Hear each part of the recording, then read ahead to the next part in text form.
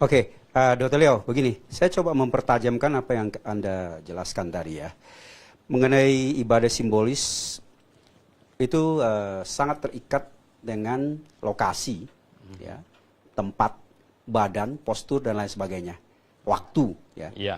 Nah, kemudian setelah Tuhan Yesus datang, simbolis itu digenapi, selesai sudah ya. Sudah selesai. Nah, kita masuk ke ibadah Hakikat. hakikat dengan hati, menyembah hati. dengan roh. Ya. Nah, tentu ini semua kan intinya adalah soal penebusan, keselamatan untuk bisa masuk surga ya.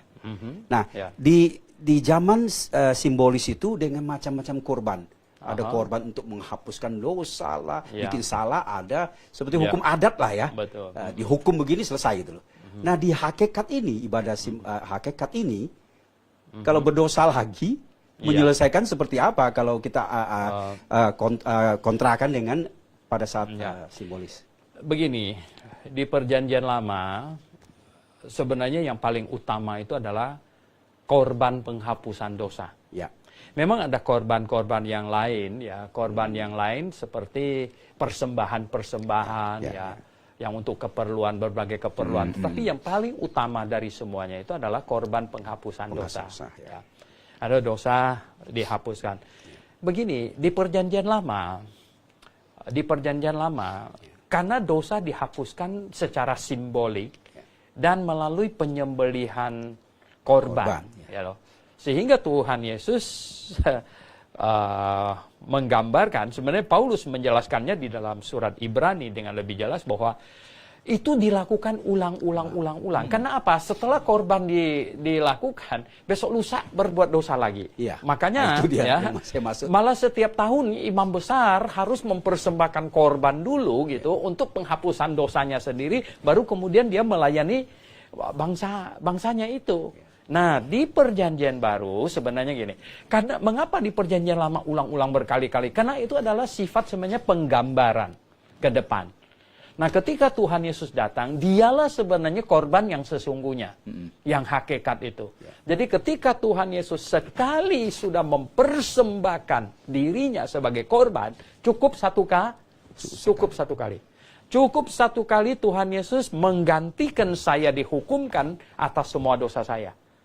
Jadi gini, bukan dosa kita itu ditanggung item per item. Kita ngakuin baru tanggung, kita ngaku baru tanggung ya. Wah, kita malam-malam kita pulang kita mesti hitung-hitungan, berusaha untuk mengingat-ingat. Ini sebenarnya dosa apa lagi ini dari pagi tadi bangun sampai sekarang ini mesti diakui baru tanggung. Sebenarnya bukan begitu. Sistemnya tidak demikian. Alkitab menyatakan bahwa Yesus Kristus menebus kita, menggantikan kita, atonement. Jadi menggantikan saya dihukumkan. Ya misalnya sekarang ada orang yang mau dihukum mati, jadi ada orang lain yang menggantikannya, ya, menggantikan.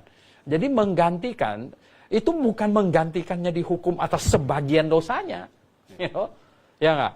Ya kalau gitu celaka dong, menggantikan dia hukum atas sebagian dosanya, yang sebagian yang belum tergantikan bagaimana? Atau pakai satu istilah lain, menebus gitu ya? Ya, menebus. Sudah ditebus itu atas seluruh dosa, bukan atas sebagian. Nah, jadi orang yang sudah ditebus, sudah digantikan untuk dihukumkan, itu di mata Allah, itu orang itu sudah dihitung, sudah selesai dosanya. Sudah kudus. Maka itulah Rasul Paulus tulis surat kepada orang Korintus, kepada orang-orang kudus di Korintus. Begitu juga kepada orang di Efesus, orang-orang kudus di Efesus. Jadi ini orang yang sudah dosanya sudah selesai. Kenapa dosa saya selesai? Karena Yesus menggantikan saya dihukumkan.